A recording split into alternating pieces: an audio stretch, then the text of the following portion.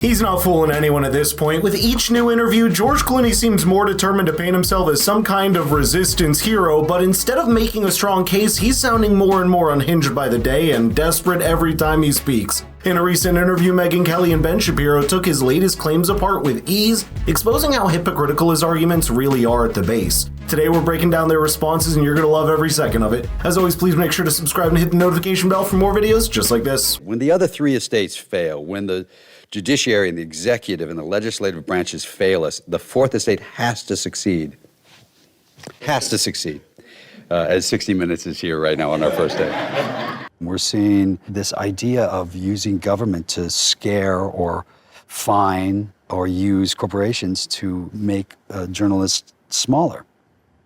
Governments don't like the freedom of the press. They never have. And that goes for whether you are a conservative or a liberal or whatever side you're on, they don't like the press. Journalism and telling truth to power has to be waged like war is waged. It doesn't just happen accidentally. You know, it takes people saying, we're going to do these stories and you're going to have to come after us. And that's the way it is. Well, I can flip that right back. America needed the fourth estate when one party covered up their leader's mental decline, but instead they gaslit the public into believing everything was okay. And now, well, we're supposed to just take lectures about what journalism should be from George Clooney. But here's the interesting part. Just a few weeks ago, Clooney went on another show to promote the same play, and his tone was much more composed. He was calm, polished, and calculated. Fast forward to now, and it's like someone flipped a switch, which makes me question what changed in just a few weeks. Is he not selling enough tickets? Megyn Kelly and Ben Shapiro reacted to his comments, and they dismantled Clooney's take for what it was, performative outrage.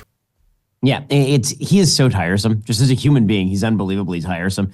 And I will acknowledge here that George Clooney has always been part of the power. This idea that he's ever speaking truth to power is nonsensical. That dude has more. He may have single-handedly been responsible for Joe Biden stepping out of the race. You recall that he wrote an op-ed in which he basically called for Joe Biden to step out of the race. And then the Democratic Party suddenly magically listened. So when he talks about this, like he's speaking truth to, what is the power inside, for example, his own party that he has ever spoken true, like real truth to and not been listened? The journalistic establishment is what brought us here. This sort of worship that Clooney and others have for the journalismers is truly amazing given how poor they have been at actually exposing truth to the light of day.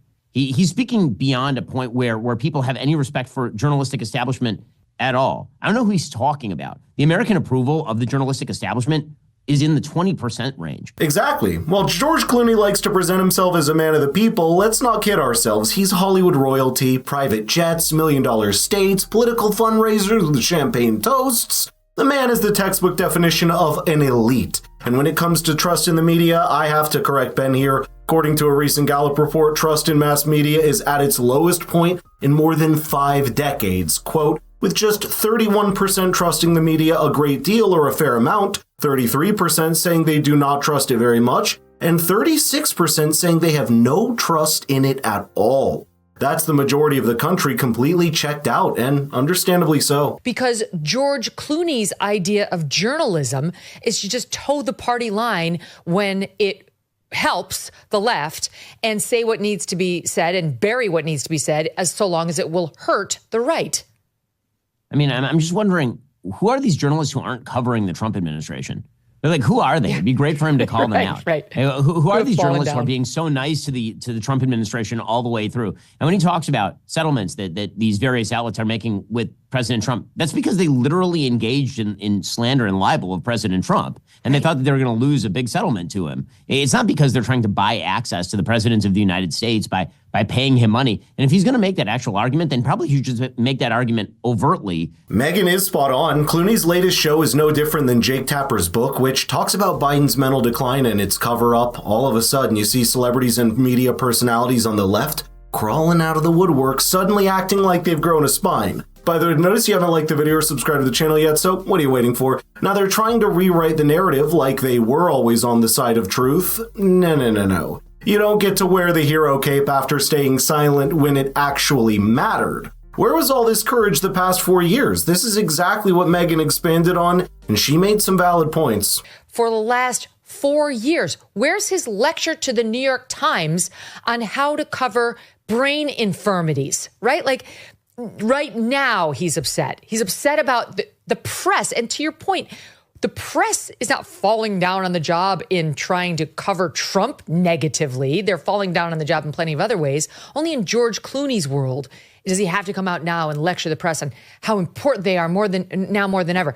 The dirty little secret here, however, is he speaks for all of them. You know, the left-wing press, and by that I mean the press, is like, right on, like they're going to sleep at night like, he's right. It's so hard. Now more than ever, I'm needed. After Trump's reelection, the press, the media, or whatever you want to call this giant echo chamber, has put their propaganda machine into overdrive. You see, they all push the same recycled talking points like it's some kind of group project. Take Vanity Fair, for example. They published a piece titled, "Trump's Attacks on Press Freedom Are Paving the Way for Authoritarianism." That's just straight up fear-mongering. Then you got Time magazine trying to play it cute by claiming that they're just quoting Trump's critics when bringing up the idea that he poses a threat to free speech. Yeah, nice try, but I guess we all know what you're hiding your opinion behind someone else's name to keep your hands clean. NBC took things to the next level, spinning AP's ban from the Oval Office as some sort of a first step into Trump's master plan to take on the media. And now we have Clooney taking this brainwashing to theater and stage. I don't know why Democrats insist on throwing actors out there to pretend that they are the role that they are playing. Right. George Clooney is not a doctor because he was on ER. And George Clooney is not a journalist because he's in Good Night and Good Luck. And because he was in One Fine Day with Michelle Pfeiffer back in 1996. You were still in your cradle. And so I love this movie because she's like this, up and comer. And he worked, I think, for the New York Daily News or something like that. But anyway, it was like the two of them at the height of their fame.